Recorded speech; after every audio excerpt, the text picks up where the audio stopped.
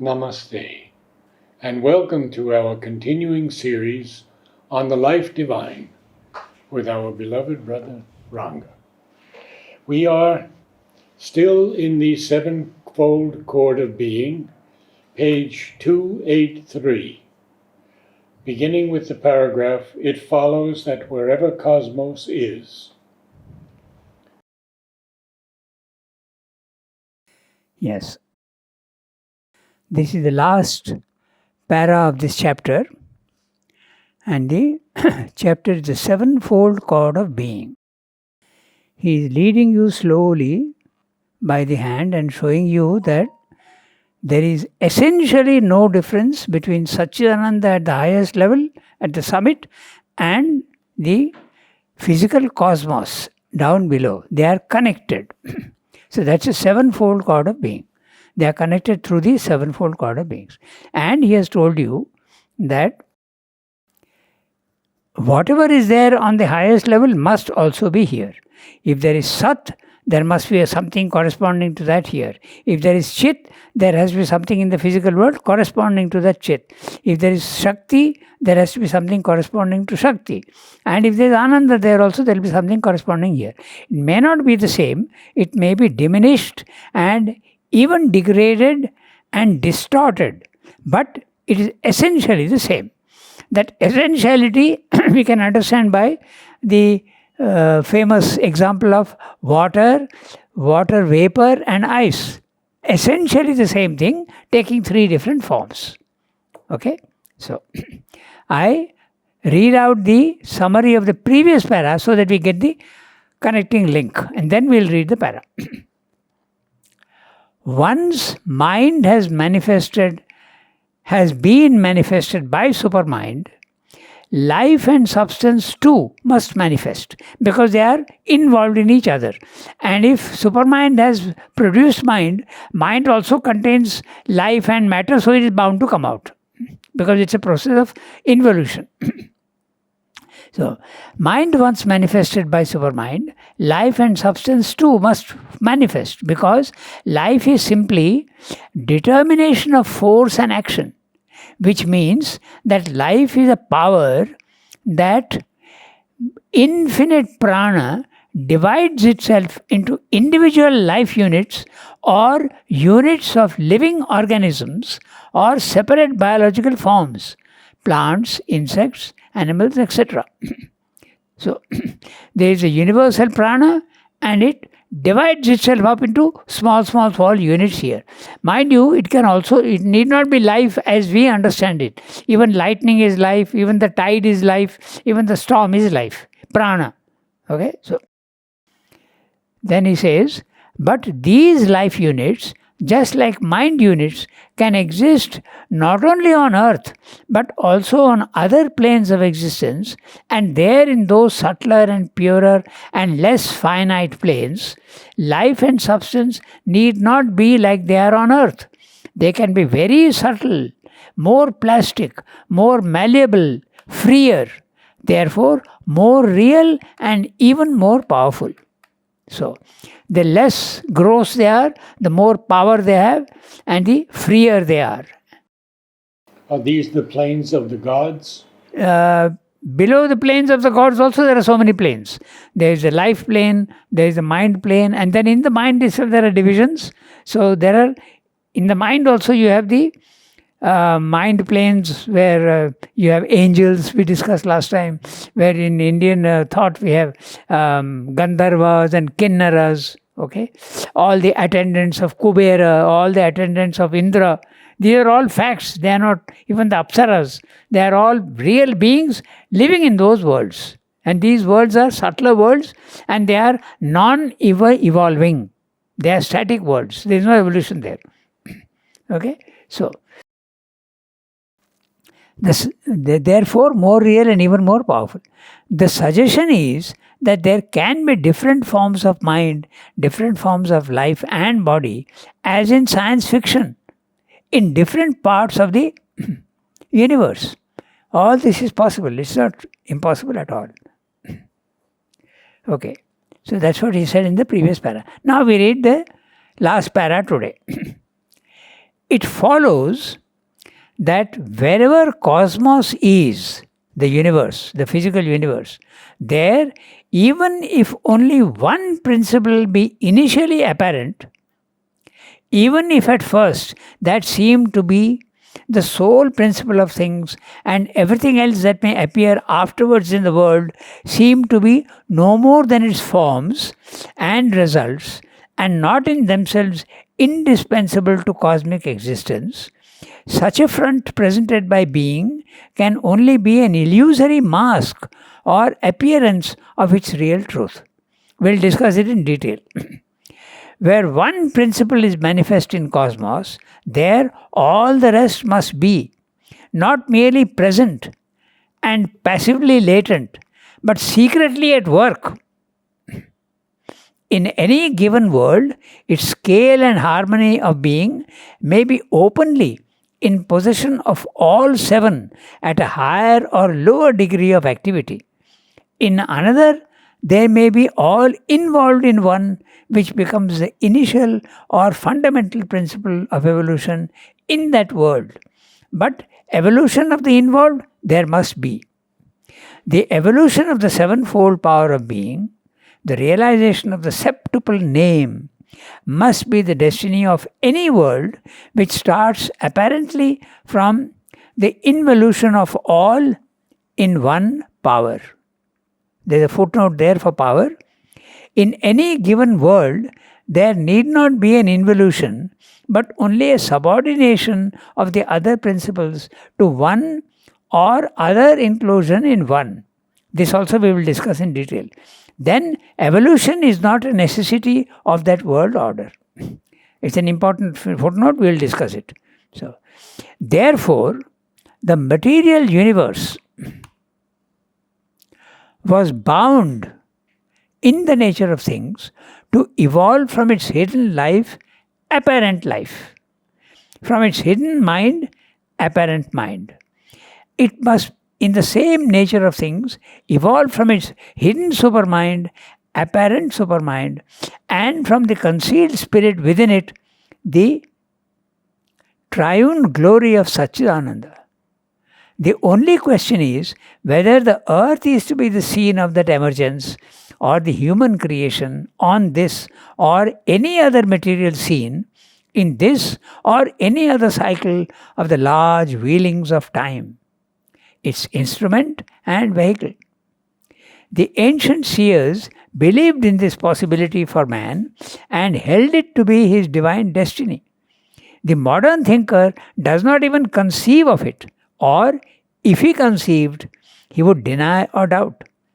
If he sees a vision of the Superman, it is in the figure of increased degrees of mentality or vitality. He admits no other emergence, sees nothing beyond these principles, for these have traced for us up till now our limit and circle. In this progressive world, with this human creature in whom the divine spark has been kindled, real wisdom is likely to dwell with the higher aspiration rather than with the denial of aspiration, or with the hope that limits and circumscribes itself within those narrow walls of apparent possibility, which are only our intermediate house of training. In the spiritual order of things, the higher we project our view and our aspiration, the greater the truth that seeks to descend upon us, because it is already there within us and calls for its release from the covering that conceals it in manifested nature. The ideas are simple if you can get through the dense language. The language is very complex because Sri Aurobindo makes it absolutely accurate. Okay, so we'll start looking at each sentence. Okay, so first he has told you that Satchidananda is the origin of things, and it is manifesting through the supermind. And just briefly to resume what we have said earlier, supermind is the creator of the universe. If Satchidananda has to manifest itself, it has to go through the supermind. It is supermind that makes the one multiple. It's like the light, the white light at the highest level contains all the colors, but they are not manifested. So if you have a prism, it breaks it up into why 7 colors, infinite number of colors. So the prism is a supermind. It makes the one into the many, and the many become the manifestation. So the 7 planes of consciousness, Sat, Chit, Shakti, Ananda, supermind, the middle term, and the lower hemisphere, mind, life, body. So since they are all compressed into one another, like a collapsible telescope, if one comes out, the other is already there, it is bound to come out. That's what he's saying. So, it follows that wherever cosmos is, even if only one principle be initially apparent, even if at first that seemed to be the sole principle of things, and everything else that may appear afterwards in the world seem to be no more than its forms and results, and not in themselves indispensable to cosmic existence, such a front presented by being can only be an illusory mask or appearance of its real truth. 1, 2, 3, 4, 5, 6, 7. 7 lines. We'll have to go phrase by phrase. Then we'll understand what he's saying.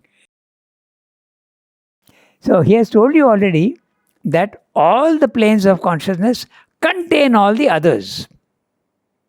It's like in the summary I have written, ether, air, we won't take 7, we'll just take 5 to understand the principle. Ether, air, fire, water.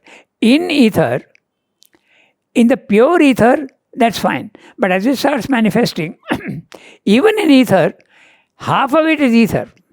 And there is 1/8, 1/8, 1/8, 1/8, 1/8 of all the rest. In other words, in ether is contained air, fire, water, earth, potentially. You don't see it, but it is there. Just like the tree in the seed. Then you come down to the lower one, again that is prominent. The next is air. So when you see air is the prominent one, half. And the rest are all there in smaller degrees, half. This is what the Indian philosophy says. It may not be half, it may be less, but it's only a way of expressing. Okay? So everywhere, all these worlds, one is prominent and the others are all there involved. In other words, what is the most prominent in the physical world? Matter. Matter seems to be producing everything. Matter is the most important in the physical universe. But it contains all the others. So when it is coming out, life is coming out. But life does not seem to be absolutely essential. The universe is existing without life also. In other planets, in fact, that's what's happening. There's no life on other planets. Okay? So that's what he's saying. It follows that wherever cosmos is, there, even if only one principle be initially apparent. So let's take our physical world. Before life came and mind came, initially only matter was apparent. Even if at first that seemed to be the sole principle of things. It seemed that matter is the only principle.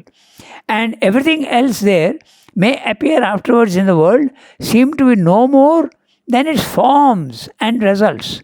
So life is a form of matter, seems to be a form of matter, and even if life is not there, matter will remain. That's what he says. So, more than its forms and results, and not in themselves indispensable to cosmic existence. So such a front presented by being can only be an illusory mask or appearance of its real truth. Why is he saying this? Why is he saying that matter is an illusory thing? Because it contains all the others, and the others are higher up and more real and more subtle. So if that is the reality, this is only the mask. That's what he's saying. So matter is producing these forms, but the reality is up there, we have seen. So this is only the masks. So in the physical world, mind and, in fact, all, Satchidananda, Supermind, mind, life, are all involved and embedded in matter. So matter is sort of veiling all these things. That's what he's saying. And this is true of all the other planes. So when you come to life, life is the most prominent. But in life, the possibility of matter is there, the possibility of mind is there. When you come to mind level, again, mind is the most apparent. If you experience the mind plane of consciousness, you will say, oh, it's only mind. But in that mind, there is supermind, there is also life, and there is also matter. Okay? So this is what he's saying. The world seems to know more than its forms. Such a front presented by being. Now, the word being means existence. And existence, you can think of it as substance. Can only be an illusory mask or an appearance of its real truth. The real truth is the highest Satchidananda, and it has come down and involved itself in matter. So that's the real truth. It is hiding in matter. Where one principle is manifest in cosmos, there all the rest must be. Not merely present or passively latent, but secretly at work. This is interesting. So life is there and mind is there in matter. But don't think that they are only latent. They are also secretly working there. You remember he, in one another place, he expresses this in another way. He says that it's not only possibility, it's only a dynamic. Yes. You remember? He uses those words. I've forgotten the exact place there. But it is dynamic, it is working. Potentiality. That's right. Dynamic potentiality. Yes. Not a possibility. Okay, it's not a passive probability. It's not a passive probability, but a dynamic potentiality. Like the difference between a seed, we discussed that. A seed placed on the table has the potentiality to become a tree. But it will never become a tree if it's on the table. Impossible. It has to be put into the ground, it has to be watered, it has to be given the right conditions, then it becomes dynamic potentiality. So that's what Swami is saying. The life is there, not passively waiting. It is dynamic, it is working to come out. Okay? So not passive, not merely present and passively latent, but secretly at work. It is dynamic, it is working to come out. In any given world, its scale and harmony of being may be openly in possession of all seven at a higher or lower degree of activity. Now that's exactly what we discussed. All these planes, 7 planes, each one contains all the others in a lesser degree. Matter is the most prominent here. It contains mind and life and all the others in a lesser degree. In life, all the others are there in a lesser degree. Mind also a lesser degree. If you go to the supermind, it contains all these, but you will not see these things. Like the seed contains the tree. You will not see them. Supermind is the most prominent, but it contains all the others. So this is this gradation that he's talking about. Okay? So in any given world, its scale and harmony of being may be openly in possession of all the 7 at a higher or lower degree of activity. In another, they may be all involved in one, which becomes the initial and fundamental principle of evolution in that world. But evolution of the involved, there must be.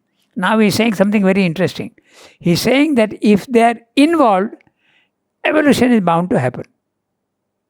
Okay? But involvement is not necessary. That's the next one he's saying. The evolution of the sevenfold power of being, the realization of its septuple name, sevenfold, Sat, Chit, Ananda, supermind, mind, life, body. If you want the Sanskrit term for supermind, they call it Vijnana. Okay? Instead of the uses the word gnosis or truth consciousness. He doesn't like the word supermind. Or real idea. Yeah, that's right. So, the evolution of the sevenfold power of being, the realization of the septuple name, must be the destiny of any world which starts apparently from the involution of all in one power. So, if there is involution, evolution is bound to happen. Because they are there and they are secretly acting, so they have to come out. Now he says something interesting. Therefore, the material universe was bound in the nature of things to evolve from its hidden life, apparent life. So life is hiding in matter, it has to become apparent life. Why is he saying apparent life? Animals are apparent life, they are real life. So why is he saying apparent life? Because the true life is Chit, Shakti. That's why this is apparent life. It's not, it is a limited life. The real life is Chit Shakti. Now, Madhav Pandit told me once that without the involution, there could be no evolution. That's right. And if there is involution, there is bound to be evolution. That's right. That first idea was given very strongly by Vivekananda. He said, without, we see evolution, but involution has to be there. Otherwise, there can't be evolution. So, then, so this is what he's saying. Hidden life from apparent life. From its hidden mind, apparent mind. And it must, in the same nature of things, evolve from the hidden supermind, apparent supermind, and from the concealed spirit within it, the triune glory of Satchidananda. Now, when you speak of hidden supermind and apparent supermind would be manifested in earth, but the real is up there. In other words, there would be a difference between the real supermind and the manifested supermind in the earth. That would be apparent supermind. Just like the subtlest Sat has become gross matter here, this is apparent Sat. Then Chit Shakti is life, but this life is apparent Chit Shakti. It's not the real Chit Shakti. It's a deformed one, it's a degraded one, it's a veiled one. That's what is meaning. In supermind, I mean, like you're saying, when supermind will manifest on the material, it will be conditioned by matter, life, mind. Now note this, very interesting. You take 2 glasses of water, okay? One is pink, one is blue. If I put this pink into that blue, the blue is going to condition the pink. So that's exactly what's happening. When the highest comes down into the lowest being the most dense and powerful, it is conditioning life. So but life isn't the principle of supermind beyond conditioning? Like, isn't it the that is at its origin. But when it comes down, it will be conditioned by matter, life and mind. But wouldn't it change matter, life? Yes, it will have the power to change, but it will still be subject to the influence of matter, life, mind. It will contain all the three. That's why he's saying apparent supermind. He's saying very clearly. But then, as the evolution progresses, will it manifest in its fullness at one point in the supramental world or whatever, like? Infinitely. Huh? In infinite time. In infinite time. Who knows when that time? So it Right. is something like the way an artist is depicting maybe beauty or nature, and he's depicting the apparent form of nature. I mean, I'm asking you, can that be like an example? Like the way an artist is painting, landscape or the beauty or the light, that's what they try to paint. So it is the apparent light, the apparent beauty. I was exactly going to use the same image, okay? And nature is there and you make a painting. It's very similar, but it's not the same thing. So, in fact, the world is an image. That's what Mayavada is saying. The world is only an image, it's not a reality. And then again, it's up to the artist's intuition, how he intuits, how he develops his intuition. Yes. That is how he will perceive the That's light. right. So, supermind, even at the highest level, is pure supermind. But when it comes down here, it will be a representation of supermind. But will it stop there? No, it will keep going. That was her question. It will keep going, keep going. When will it reach the highest? Some point in future. We can't say when. I don't think there can be a climax and a denouement, an ending. Yes, yes. The happy ending is at every stage. This is a happy ending, that will be a happy ending, even happier ending. If you say that there is an end, you are limiting God. You can't limit God. So, There is no end or none can yet be seen. yes. Sorry. But this raises one question. And automatically a question comes up. That means to say we will never know the reality. It's disappointing. You may feel like that. But aspiration goes But you must not feel like that, because the infinite is not we can't conceive of it. Even when I go from my mind to higher mind, it is so fantastically satisfying that the question doesn't arise. So when you go from one level to another level, tremendously satisfying. But there can be more and more satisfaction, more and more satisfaction. So there is no scope for feeling that, oh, I'll never know the truth. No. Another thing, at these higher levels, the essence of the truth can be realized. Not its fullness, perhaps. In fact, Mother says in one place, you can truly know the divine if you know the whole universe at the same time. Yes, yes. She says in one of her messages. Okay, so so now this apparent mind is now very clear. Na? There is the real mind, the supermind. It makes an apparent mind, our human beings, but there is a hidden mind in matter. But we are talking about this in relation to matter. Yes. Manifestation Yes. in matter. That's Okay. My question is now, if the individual, an individual being, Yes. he is open to the influence of, say, the supermind. Okay. Okay. The supermind is working in the individual in a conditioned way. Yes. But at a moment, can the individual, even though it's working in a conditioned way in the material existence, but can the individual become conscious of the essence of the supermind in fullness? Nili, not only can he be conscious, but his consciousness can rise and experience the highest level, pure supermind it can rise into. And become There is the an ascent divine. and a descent. Right. And become the divine. Yes. In fact, becoming the divine is very relative. If you go to the higher mind, you are more divine than the normal man. If you go to another level, you are more divine, more divine. That's why Srivanda used the words true truth, perfect perfection. There's never end. Everything is relative. Okay? So your question is a valid one, yes.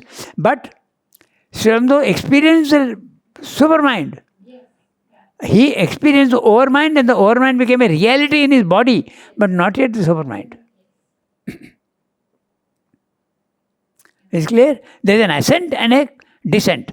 Ascent you can go. And that's what the Mayavadan is doing. That's what the ascetic does. He goes up there and says, oh, this is perfect. I don't want that. My consciousness is merged with that. I'm more than satisfied. He wants to remain there forever. Srivanda has a different idea.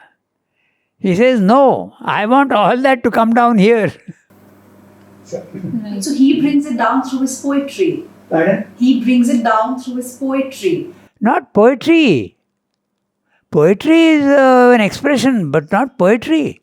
By his force, by his consciousness, by his ananda. That's the reality. Yeah. But did he not bring the supermental into the earth when he left his body? Not when he left his body. The permanent thing occurred on 29th February. But that was mother. That's her mother. Yeah. No. The real transformation, the bringing down the supermind into matter took place on 29th. That was done by mother. But he was there in the subtle world helping. Ah, okay. In fact, Amal has written that it was a strategic withdrawal. Okay? You sometimes in military strategy, you retreat for a better consolidation and then you attack again. So Srivanda retreated, it was a strategic retreat. Because he could work more Powerfully in the higher planes. That's right. That's what he says. And that sounds very correct. Can we say the same about mother's withdrawal? Nobody is there to tell us. Nobody is there to tell us. But the withdrawal is definitely, it was intended. Because there is a pattern of withdrawal between mother's withdrawal and Srivanda's withdrawal. There is a tremendous relation between the two. How? I've never heard this. Look, what I'm going to tell you is my own theory. Okay? You won't find that anywhere. But if it convinces you, fine. Mother and Sri Aurobindo are the same consciousness in two different bodies. This we all agree. Right? So there must be a connection. Now, the whole universe is one. And what happens at one place gets reflected in many other places. That also we know. Okay? In fact, Like ripple effect. yes, the butterfly effect also they call it. Okay? The wings of a butterfly can create a storm elsewhere. Even science is telling you that. So, there is a connection between these two. If there is a subtle connection, that connection must be seen somewhere. What I mean is, an individual's horoscope. What is the individual's horoscope? Are the stars really determining your life? No. It's an image of what you are. At the time you are born, there is an image in the physical world which will tell you this is likely because these are the conditions of your life. This star is in this position, that star is in this position, Shani is here, Shukra is here, they will tell you that's a horoscope. So horoscope is not determining your life. Horoscope is telling you these are the influences under which you are born. Okay? So there is a connection between the individual and the universe. So that connection, do we see in Mother and Sri Aurobindo's lives? Okay? I told you this is my theory. You are willing to accept or not is another matter. What I am trying to say, because there are many people who say mother's withdrawal was not. There are some who say It was accidental. our failure. Yeah. It was our failure. Yeah. So I am trying to say no. It was meant to be. Okay. So look at all the dates. Let's look at Sri Aurobindo's and mother's dates. Okay. Sri Aurobindo is born on the 15th of August. Mother is born on 21st February. 21 minus 15? 6. Okay. Now, does this pattern get repeated elsewhere to show the connection between the two? That's what I'm saying. So, February, mother's birthday. August, Sri Aurobindo's birthday. What does it mean again, the difference? 6. Mother is born in 1878. Sri Aurobindo is born 1872. 6. Chance? Very doubtful. Okay. Sri Aurobindo came here on the 4th of April. Mother's final arrival was 29th March. 6. Okay. Now, Sri Aurobindo passed away exactly at 1:25. Very precisely 1:25 he passed away on December 5th. When did mother pass away? 17th November 7:25. Precise. Is there a connection? So could it be a chance? My theory is it was meant to be. So what is the meaning of 666? Pardon? 6. Oh, that I don't know. I'm saying it's a connection. It's a connection I'm establishing between the two. A very intimate connection between the two. So,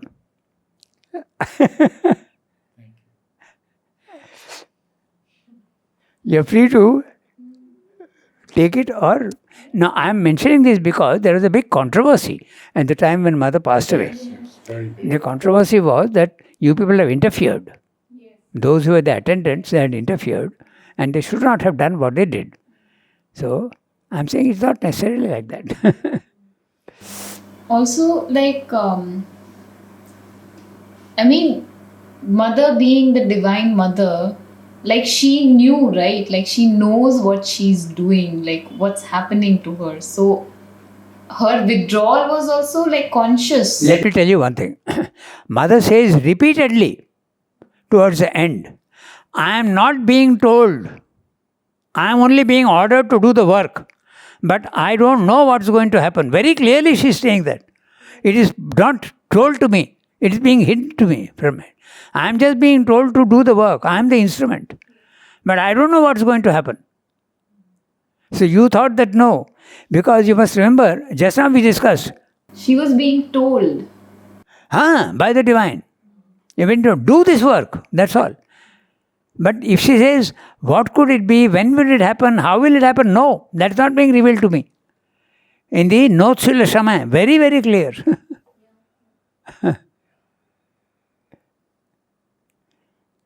There are some things which are not revealed. The time when it will come, all these things will not be revealed. And there is a reason for that also. The reason is that the supermind is infinite. How can a limited mind know the infinite? So it may take it may decide to do anything which you can't understand. So the limited mind cannot understand. Even a spiritual mind, we now see that it's not possible because the supermind is so infinite.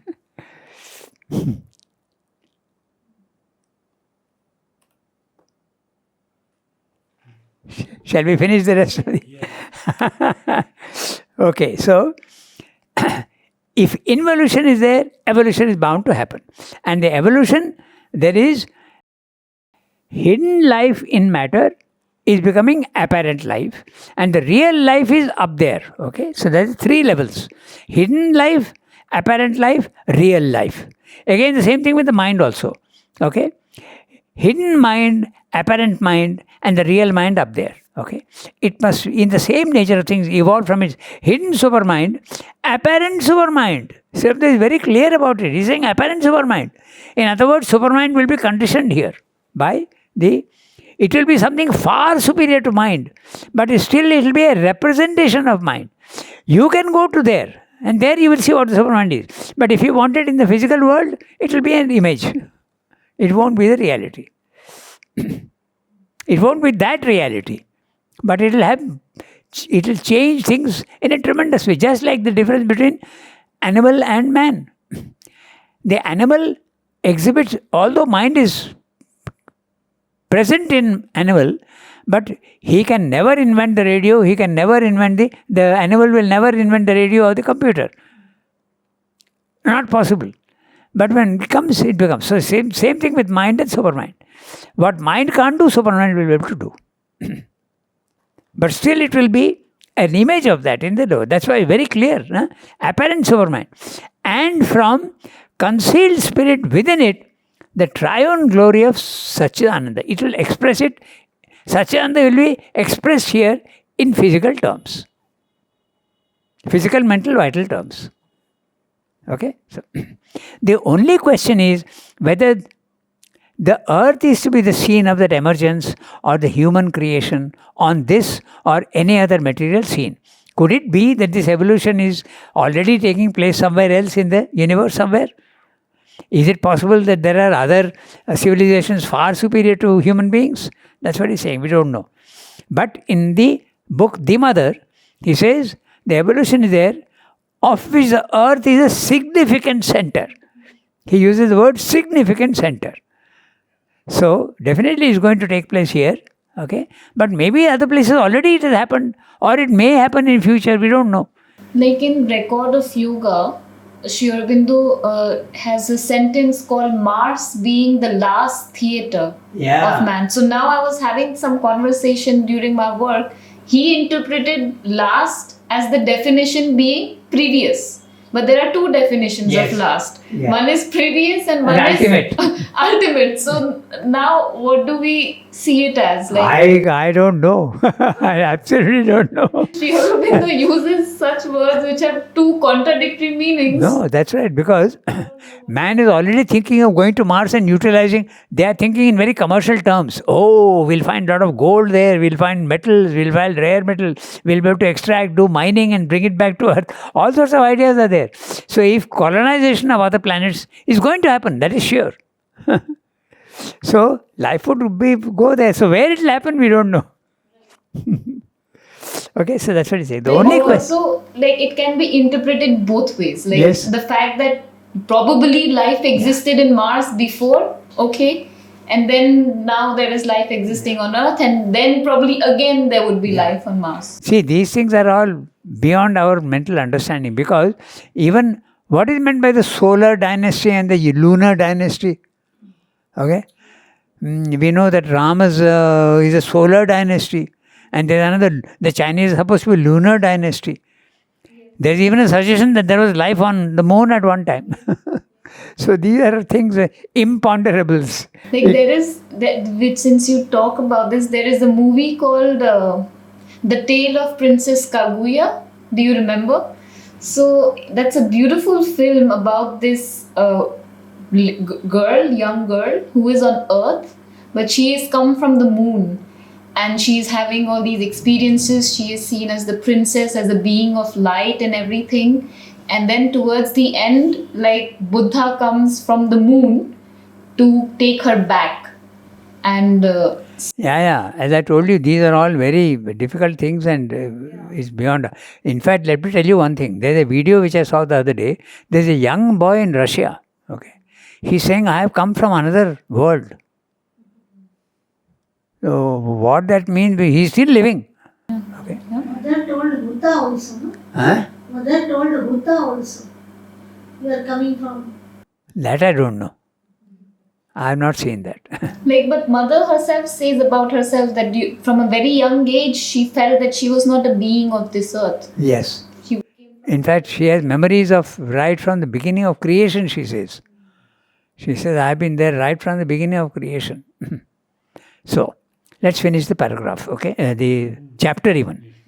The only question is whether the earth is to be the scene of that emergence, or the human creation on this or any other material scene in this or any other cycle of the large wheelings of time, its instrument and vehicle. So what is he saying about the large cycle? In fact, there have already been 6 cycles, okay? And there was destruction, pralaya. So we know that Atlantis existed at one time. It went down. So like that, there have been 7 cycles. So one more cycle. Is this one? Is there a possibility that we'll destroy ourselves? Mother said no. Your mother said no. Said there will be no seven. Yes, this time it won't be. Okay. So this what, but Srimda wrote this 100 years ago.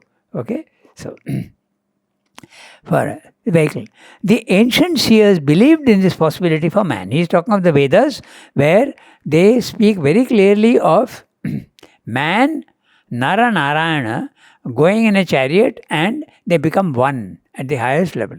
So there is, evolution is there, and perfection is very, very possible. Okay, even in the physical world. The ancient seers believed in this possibility for man and held it to be his divine destiny. The modern thinker does not even conceive of it, or if he conceived, would deny or doubt. Okay, if he sees a vision of the Superman, it is in the figure of an increased degrees of mentality or vitality. He is referring to Nietzsche. And Nietzsche had the word Superman, he used the word Superman, but in his view of things, he had, if you have powers of mind, there will be higher powers of mind. If you have powers of life, there will be higher powers of life. So, the suggestion was there in his that they will have the right to lord it over the others. So this lording over others, Srimdo doesn't agree with this at all. Because he says we have had enough of that type of asuric thing.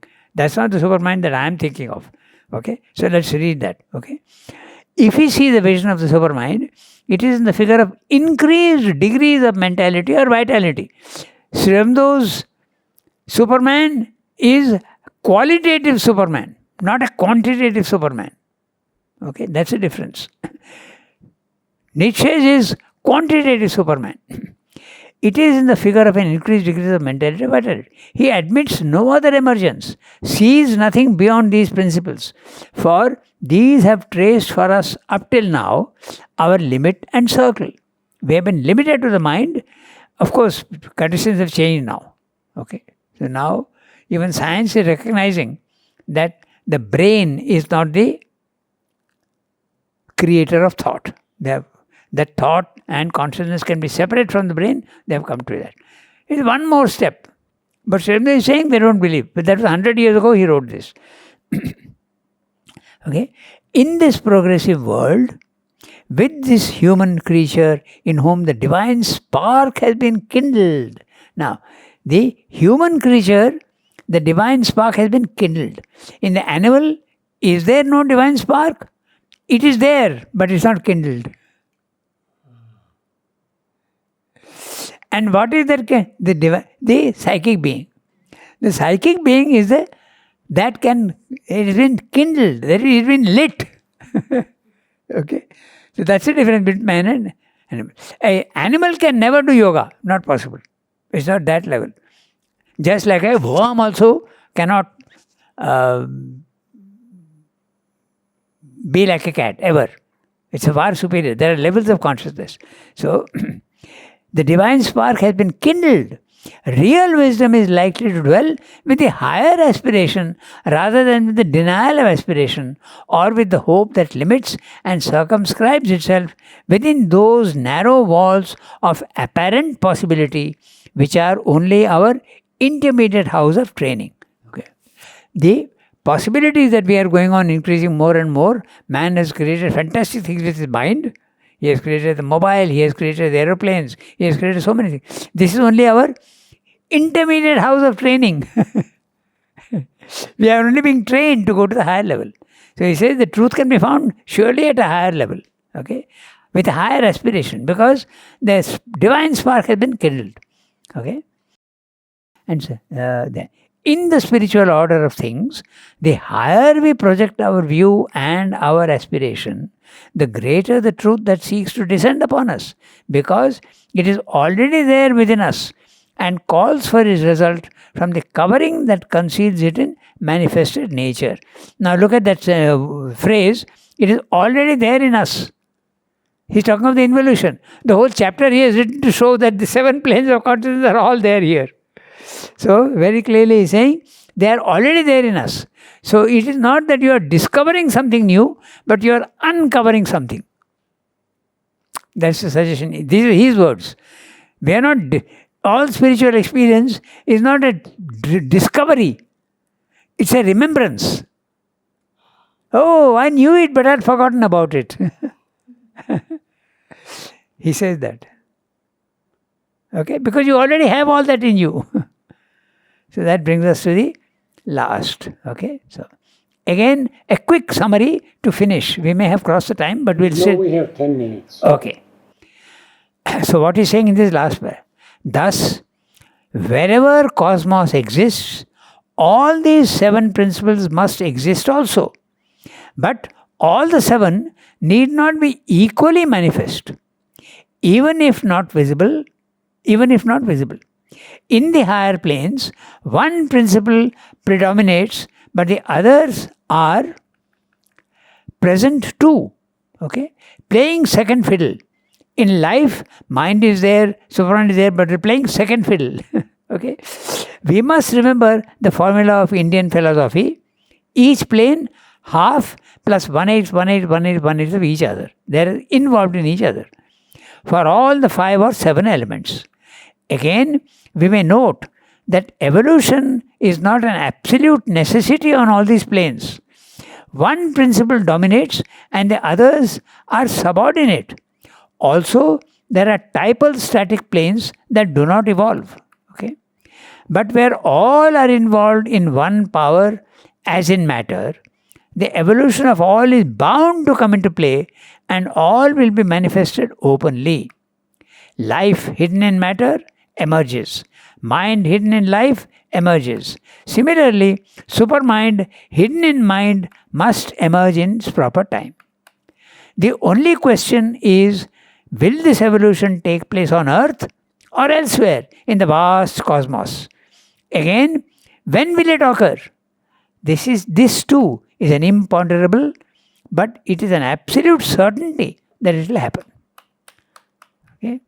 We must also note that the Superman, the Gnostic being as envisaged by us, is not the mere aggrandizement of present man with all his capacities, but also all his limitations and impurities. This would be a Nietzschean Superman.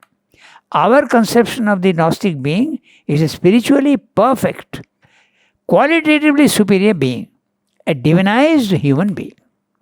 This is what he's saying in the para. So that brings us to the next chapter. supermind, overmind, and the divine Maya. Supermind, mind, and the overmind Maya. We will take it up next time. Before we start reading, we'll try and define supermind, mind and overmind, and then Maya also. What is Maya? Thank you, Ranga. Namaste all.